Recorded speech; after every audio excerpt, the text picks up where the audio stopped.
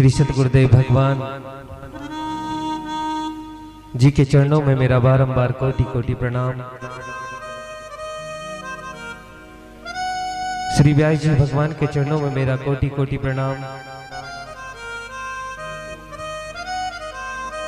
गुरु महाराज जी के चरणों में व्यास मन से बारंबार प्रणाम।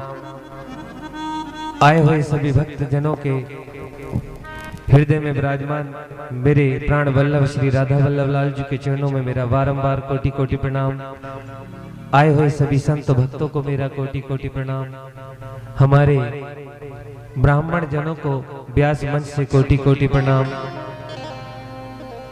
श्री बांके बिहारी म्यूजिकल ग्रुप बिहारी जी के चरणों में हमारे संगीतकारों को सभी को कोटि कोटि प्रणाम। राधे राधे। गांव की सभी माताओं बहनों को एवं बड़े बुजुर्गों को, युवा बच्चों को व्यास मन से जय जय श्री राधे। हमारे साउंड ऑपरेटर मेरे छोटो सो लाला आकाश बच्चा व्यास मन से बार बार श्री राधे राधे।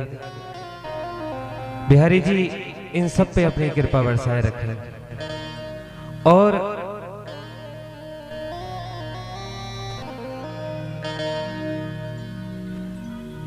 सभी माताएं बहनें एवं सभी संत जन जो भी पंडाल में विराजमान हैं, उनसे निवेदन है कि श्रीमती निद्रा देवी कथा में कोई व्याधा ना डाले, इसलिए श्री राधे राधे का उच्चारण करते रहना। ये भी एक मन की बात है।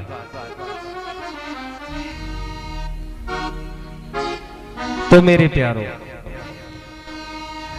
तुंगभद्रा तटे पूर्वतम भूत्पात्मनमा युत्ममा यत्र वर्णाशधर्वेण सत्यकर्मा तत्परः। कितना सुंदर भाव है।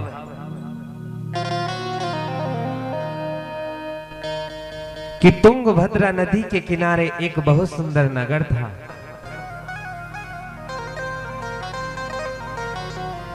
श्री राधे। तुंगभद्रा नदी के निकट एक सुंदर नगर था। उस नगर का नाम था उत्तम नगर।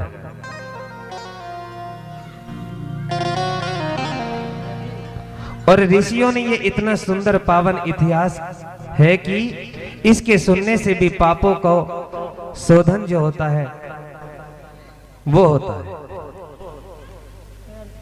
ये इतना सुंदर पावन इतिहास है प्यारे कि जिसने सुना उनका जीवन कल्याण हो गया।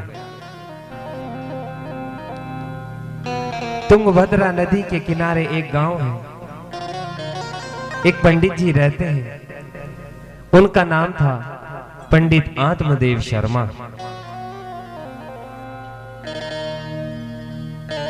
द्वितीय भास्कर समान बड़े विद्वान थे। विशुद्ध ब्राह्मण वृत्ति से जीविका चलाते थे। कर्मकांड से संपन्न थे। एक उनकी पत्नी थी, धर्म पत्नी। उनका नाम था श्रीमती धुंधली देवी। अब पतिदेव जितने विद्वान थे और सुशील थे, ठीक उनके विपरीत उनकी भार्या है, जिनका नाम श्रीमती धुंधली देवी है।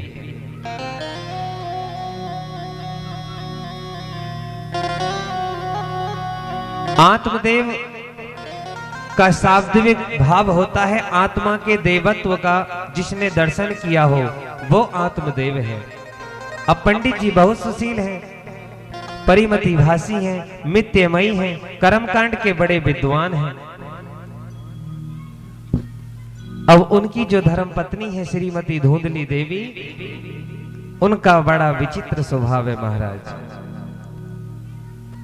जैसा नाम वैसे ही गुण है, यथा नाम तथा गुण। और ये विशेषता हर नारी में नहीं होती।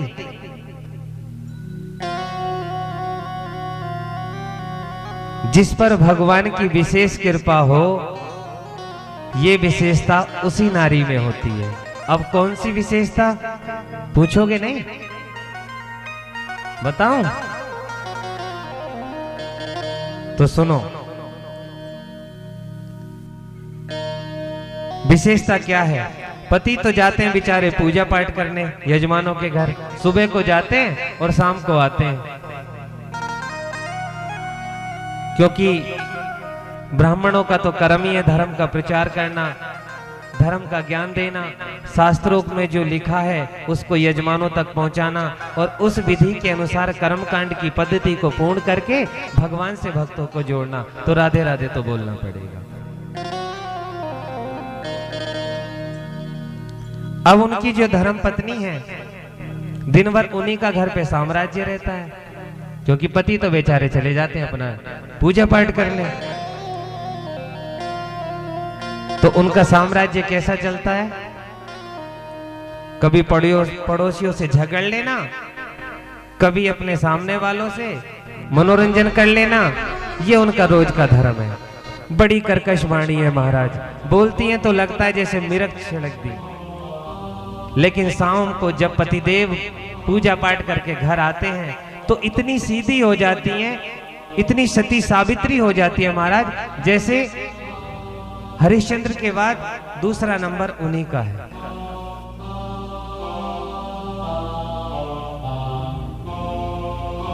शास्त्र में तो ये तक कहा है कि इतनी सीधी हो जाती है मानो सती अनसुईया के बाद दूसरा नंबर उन्हीं का है। लेकिन जैसे ही पति जाते हैं तैसे ही सामने वाली से कहती है, अगर तूने मेरी चौखट की तरफ अपना सामान फेंक दिया तो हमारे जो पंडित जी कर्म कांड करते हैं ना, उनसे यज्ञ भी तुम ही कराओगे। इतना तकड़ा साम्राज्य है महाराज पत्नी का। हाँ, धर्म नेत्रम कुरु नेत्रम नेत्रम परिपूर्णः संपूर्ण दृष्टि मयानितम सोमाख्यम सप्रभावते। द्वार पर हाथ जोड़कर ऐसा स्वागत करती है मानो सती अनसुईया के बाद इन्हीं का नंबर है। और ये विशेषता सब में नहीं हुआ करती, लेकिन मेरे गोविंद को बनावटी प्रेम पसंद नहीं है।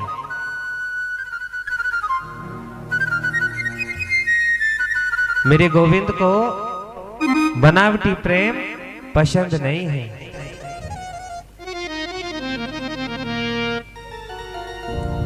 बोले महाराज, ये बनावटी प्रेम कैसा होता है? और देखिए, जो बनावटी भक्ति दिखावे तो समझ लेना कि ये अंदर से गड़बड़ है। जो ज्यादा बनावटी प्रेम दिखावे, ज्यादा बनावटी बातें करें, समझो वो अंदर से गड़बड़ है। ये शास्त्र की विशेषता है। परमात्मा को बनावटीपन अच्छा नहीं लगता। हाँ, क्योंकि शास्त्र में स्पष्ट रूप से कहा गया है, निर्मल मन जन सो मोहि पावा, मोहि कपट छल छिद्र न भावा। परमात्मा कहते तुम दिखावा मत करो। तुम जो बनावटीपन करते हो ना, ऊपर से कहते हो नमस्कार और मन में सोचते हो मेरी गली में आओ तो दिखाऊंगा, ये बनावटीपन मेरे गोविंद को अच्छा नहीं लगता। वो तो कहते हैं निर्मल मन बनाओ, अंतःकरण को शुद्ध बनाओ तो मन शुद्ध होगा। तो धुंधली देवी का मन तो पवित्र नहीं है, भावनाएं श्रेष्ठ नहीं है, और पति के सामने हाथ जोड़कर ऐसे खड़ी होती हैं। इसलिए पति की दृष्टि में पत्नी के प्रति बड़ा आदर है। और एक बात, पंडित जी के घर धन की कमी तो है ही नहीं। पंडित जी के घर हर चीज के भंडार भरे हुए हैं, गोविंद की कृपा है। लेकिन एक चीज की कमी है। क्या है? कि उनके पुत्र नहीं है। क्या नहीं है? पुत्र नहीं है। तुलसी स्थापना तो हर हिंदू के घर में होनी चाहिए।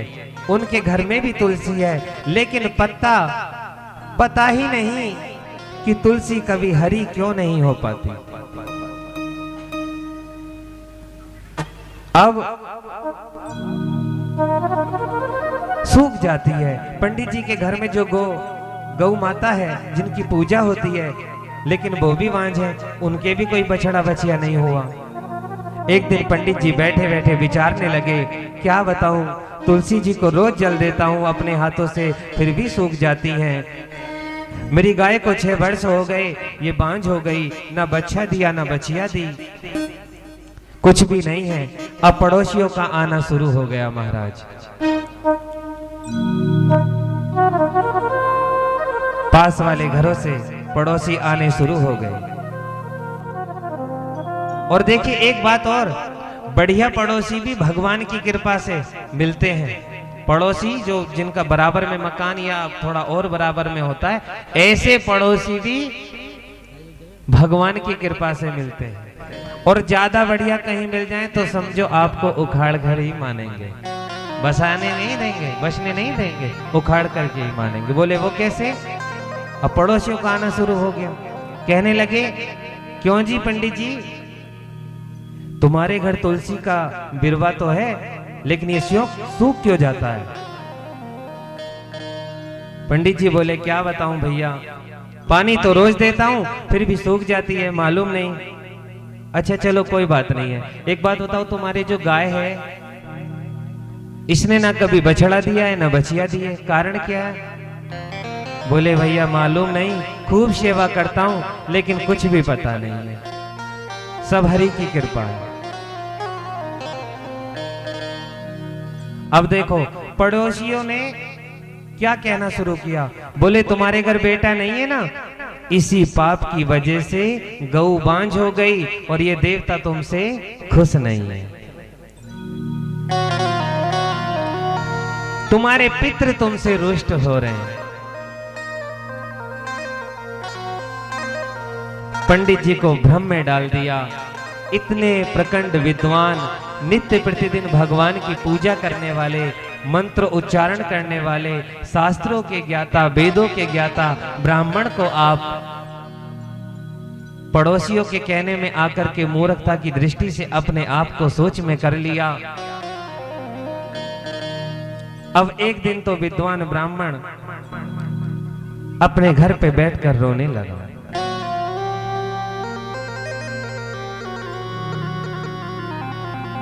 मुझे मालूम नहीं था कि मेरे पुत्र नहीं हैं, इसीलिए मेरे पितृ मुझसे रुष्ट हैं, मेरी गाय मुझसे रुष्ट है, मेरे घर में गृह शांति नहीं है, यही कारण है।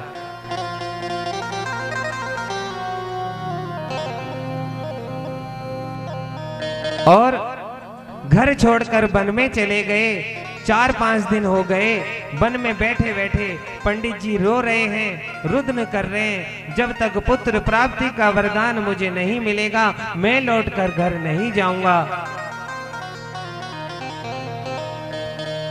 अब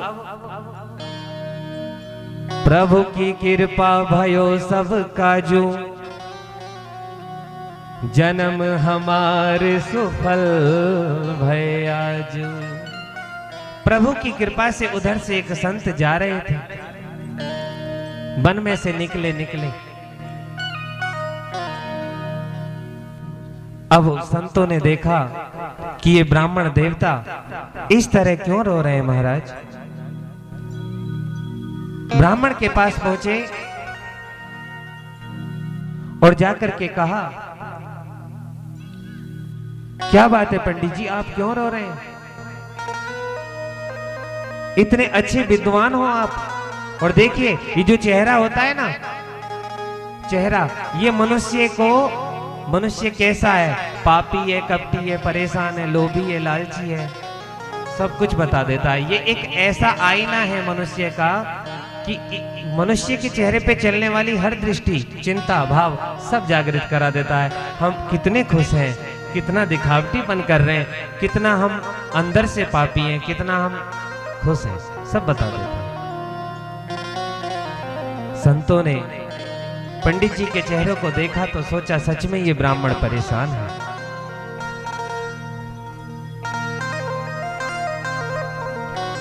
अब वन में पक्षी रुदन कर रहे हैं।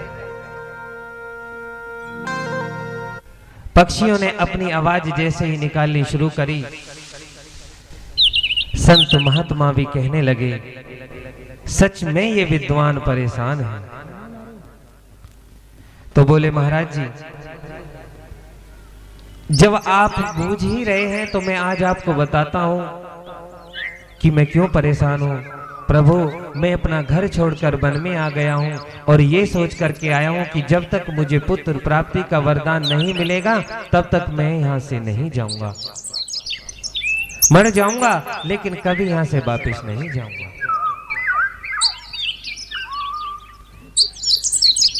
तो बोले महाराज, महात्मा जी ने देखा और देखकर समझ गए कि ये विद्वान ब्राह्मण है लेकिन दुखी है। पास में आकर संत बड़े स्नेह से पूछा,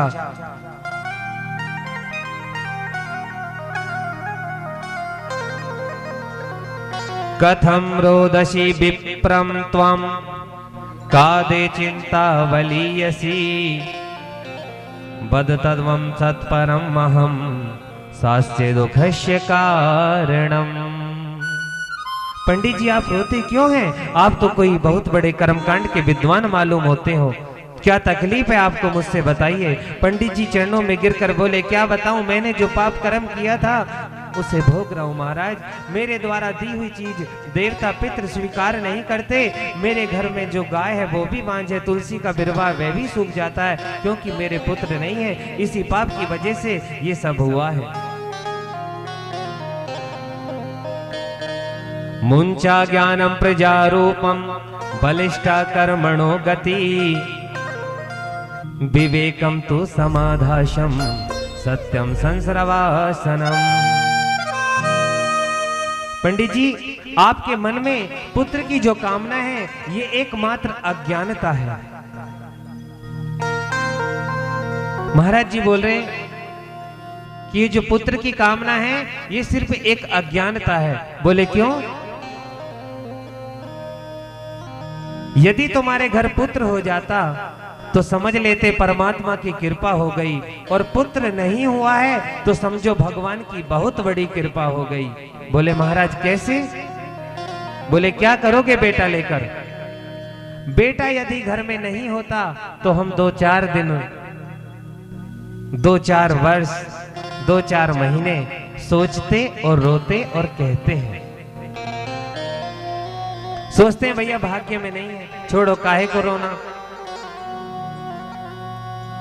बेटा होकर मर जावे तो भी मन में पीड़ा 2-4 महीने होती है। भाई हुआ तो था लेकिन भगवान को प्यारा हो गया, क्या करें हम। लेकिन पुत्र होने के बाद यदि नालायक हो जाए और पुत्र होने के बाद यदि कुपुत्र हो जाए तो जीवन भर रोना पड़ता है महाराज, जीवन भर रोना पड़ता है। फिर तुम्हारे पुत्र की यदि कामनाएं हैं तो गोविंद को पुत्र मान लो। हाँ, और भागवत जी में तो स्पष्ट कहा है कि जिनके संतान नहीं है वो मेरे ठाकुर जी को अपनी संतान के रूप में मान लें, जिनके मामा नहीं है वो अपना मामा बना लें, जिनके पिता नहीं है वो मेरे बिहारी जी को अपना पिता बना लें, जिनके भाई नहीं है वो ठाकुर जी को अपना भाई बना लें। और हमारे ब्रज में हमारे ठाकुर जी को कोई लड्डू गोपाल श्री कृष्ण भगवान को कोई भगवान नहीं मानता? नहीं, हमारे ब्रज में श्री गिरिराज भगवान को भगवान मानते हैं और गोपाल से तो सबने अपना संबंध बना रखा है। किसी ने भैया बना रखो है, किसी ने लाला बना रखो है, कई ने अपनो मित्र बना रखो है, सबने न्यारे न्यारे या ते रिश्ता जोड़े होते, क्योंकि कान्हा जी ठाकुर जी सर्वेश्वर है। श्री बांके बिहारी लाल की जय। तो राधे राधे तो बोलना पड़ेगा महाराज, और जोर से बोलना पड़ेगा, और जोर से बोलना पड़ेगा। राधे राधे श्री राधे। तो बोले महाराज अगर पुत्र की ज्यादा ही कामना है तो भगवान को अपना पुत्र बना लो।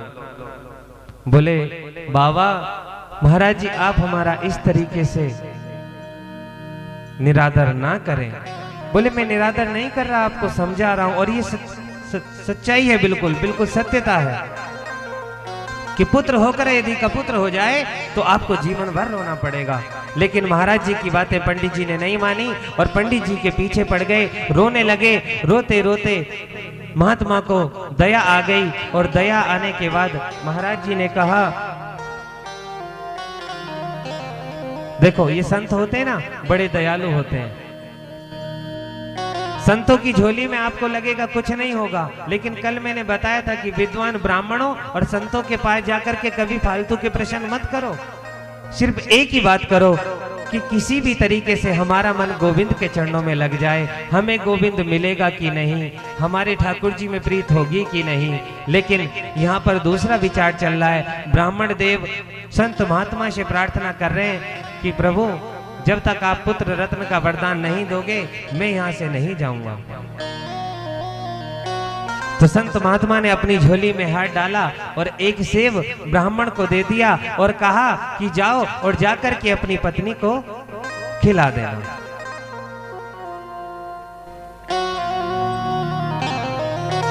अतश्च धर्वा प्रसतस्य शाखम गुणव प्रवद्वा विषय प्रवाला। हाँ, अत के समान चलने वाला मनुष्य जीवन में कभी मार नहीं खाता।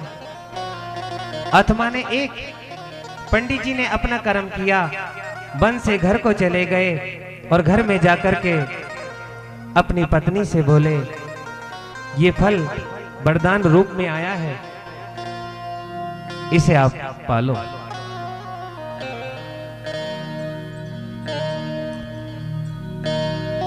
पुत्र प्राप्ति करम यस्य वेदना ब्राह्मणं शंत निपुणमः वरदानं गुरुवाक्यं च पुत्र रत्नं प्रवायते।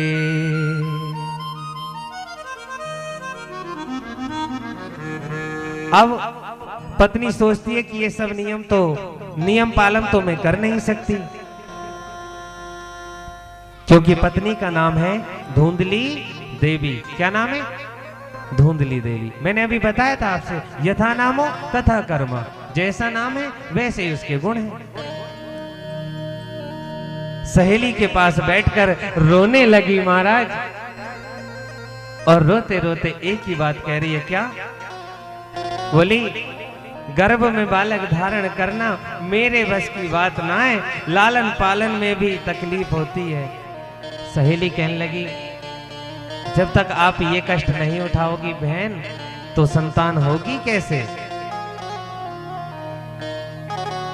बोली, कहीं सुखदेव जी की तरह 12 वर्ष गर्भ में रह गए और निकले भी ना तो बड़ी मुश्किल हो जाएगी। इसलिए मैंने मन में सोचा कि यहाँ सब कुछ है, जहाँ सब कुछ है वहाँ खाने वाला नहीं है, और जहाँ खाने वालों की लाइन है वहाँ भोजन नहीं है। अब गरीब सहेली को 6 पुत्र हैं, 7वां होने वाला है, अन्न का दाना भी नसीब नहीं है। अब मेरे घर तो अरबों की संपत्ति है पर खाने वाला नहीं है। तो सहेली से बोली कि एक काम करो, मेरे पति तो भोले भाले हैं, पूजा पाठ करने के अलावा वो कुछ जानते नहीं है, ये बात मैं उनसे कभी नहीं बताऊंगी, तुम चुपचाप मेरा एक काम करो। बोले क्या? कि ये जो फल है इसे तुम खा लो। बोली, मेरे तो संतान होने वाली है, मैं खा के क्या करूंगी? तो बोली, मेरे पति को ये विश्वास है कि इस फल के खाने से संतान होगी, लेकिन मुझे विश्वास नहीं है। बोले क्यों? कि चलो ठीक है, देख लेंगे, विश्वास भी आपका कैसा है। तो दोनों ने सलाह मिलाई और सलाह मिला करके वो फल गाय को दे दिया, गौ माता को दे दिया। और कौन सी गौ माता को दे दिया? जो पंडित जी के घर में ही विराजमान है। मानस्तो के तभ्य तू नम्मा गोपाल चूड़ाश्वते जजने निकल्पन्तम्मा विद्या ददाति गोकर्णः। इसलिए मैंने मन में सोचा कि ऐसा कर देते हैं। सहेली से बोली एक काम करो। सहेली ने कहा ठीक है। उसने समय आने पर सहेली का पुत्र ले लिया, पति से कह दिया बस मेरे होने वाला है, लेकिन फल का पुत्र ले लिया। ये भाव जो मन में आया ये बिल्कुल अलग है। बोले महाराज वो कैसे? ये जो फल है ये तो हमने गौ माता को दे दिया, अब पंडित जी पूछेंगे फल कहाँ है, तो सच्चाई तो बतानी पड़ेगी। तो बोली मैं झूठ बोल दूंगी, आप चिंता ना करें। लेकिन वो फल गाय को खिला दिया और सहेली का पुत्र लेकर कह दिया मुझे पुत्र हुआ है। देखिए कितना विचित्र है। सहेली के जैसे ही पुत्र हुआ तैसे ही गोदी में उठा के ले आई और पंडित जी से कह दिया मुझे पुत्र हुआ है। क्योंकि पंडित जी सीधे, पंडित जी ने कभी ध्यान नहीं दिया उस विशेषता पे जिस पे उन्हें देना चाहिए, लेकिन नहीं, विश्वास है अपनी पत्नी पर। तो मेरे प्यारे बहुत खुशी हुई, पंडित जी के मन में बहुत खुशी हुई, बड़ा आनंद मनाया, बड़ा उत्सव मनाया। जिस फल को इन्होंने गाय को खिलाया सो गाय ने भी 3 महीने बाद सुंदर पुत्र को जन्म दिया। आत्मदेव जी बहुत प्रसन्न हुए और गाय के पुत्र का नाम इन्होंने गोकर्ण रखा। इसी प्रकार गोकर्ण भगवान जी का जन्म हुआ। बोली गोकर्ण भगवान की जय। तो मेरे प्यारे राधे राधे तो बोलना पड़ेगा।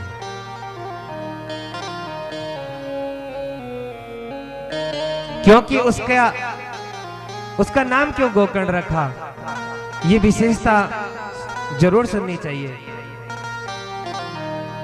क्योंकि उनका संपूर्ण शरीर है मनुष्य जैसा, केवल कान है गाय के जैसे लंबे लंबे, इसलिए उनका नाम गोकर्ण रखा। और मन में सोचा मेरा नाम है आत्मदेव, इसीलिए पुत्र का नाम रखूंगा परमात्म देव। अब धुंधली देवी चढ़ा के धोती और तुरंत आ गई। महाराज ऐसे कैसे है जाएगो, 9 महीने तो गर्भ में मैंने रखो है। ये नहीं होगा पंडित जी, ऐसा नहीं होगा। 9 महीने गर्भ में पुत्र को मैंने रखा है तो नाम भी मेरे जैसा होगा। है ये कौन सा चमत्कार? बोले हाँ। बोले मेरा नाम है धुंधली देवी और मेरे पुत्र का नाम होगा धुंधकारी। वाह, जैसे बादलों की आवाज आती है ना, मेरे पुत्र का नाम है धुंधकारी। पंडित जी घबराने लगे। धुंधकारी, ठीक है देवी तुम राजी हो, हमें कोई आपत्ति नहीं है। सो बेटे का नाम धुंधकारी रख दिया। गोकर्ण पंडितो ज्ञानी धुंधकारी महाखला। धुंधकारी महान खल हो गया। इकलौता पुत्र जिस घर में हो, इकलौते पुत्र ने जिस घर में जन्म लिया हो, उस बच्चे के बिगड़ने के आसार बहुत ज्यादा होते हैं महाराज, बहुत ज्यादा।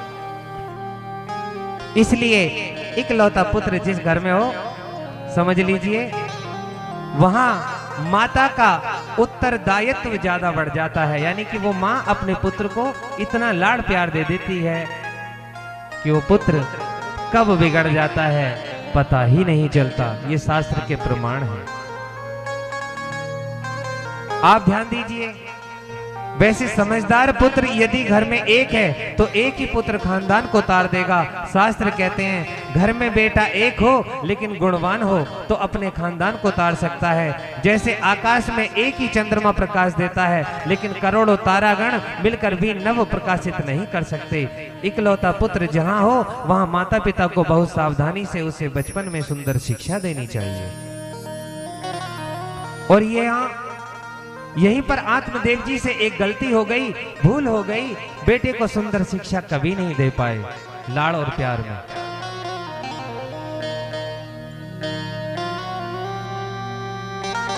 बस एक ही बात रही कि अब सुधर जाएगा, बालक ही तो है, क्या हुआ, कोई बात नहीं, खेलने दो, कूदने दो। पंडित जी से यही गलती हो गई कि वो कभी उसे शिक्षा नहीं दे पाए। और बच्चों की एक बात बताऊं, जब छोटे छोटे लाला बच्चे मतलब ये कंचा खेलने शुरू कर दें, कंचे तो देखें आपने, तो समझ लो पहला रत्न बिगड़ने का प्रारंभ हो गया। ये कंचे से शास्त्र में शुरुआत करी है। बोले महाराज कैसे? कि पहले कंचा खेलता है, फिर ताश खेलने लगता है। धीरे धीरे वो कभी क्रिकेट मैच, कभी दौड़, फिर उसके बाद में ऐब लग जाते हैं। कोई धूम्रपान करने लगता है, हाँ, कोई मदिरा पान करने लगता है धीरे धीरे। और उसके बाद कोई जुआरी बन जाता है, कोई सटेरी बन जाता है, फिर वो बड़े बड़े नामों से जाना जाता है। इसमें माता पिता की जो इमेज है, वैल्यू है, उस पर फर्क पड़ने लगता है। तब माता पिता बेटे को समझाते हैं और समझाते समझाते बेटा एक दिन उल्टा माँ बाप को समझाने लग जाता है। यहीं पे परिवार में विघ्न आ जाता है। सो महाराज ऐसा ही हुआ।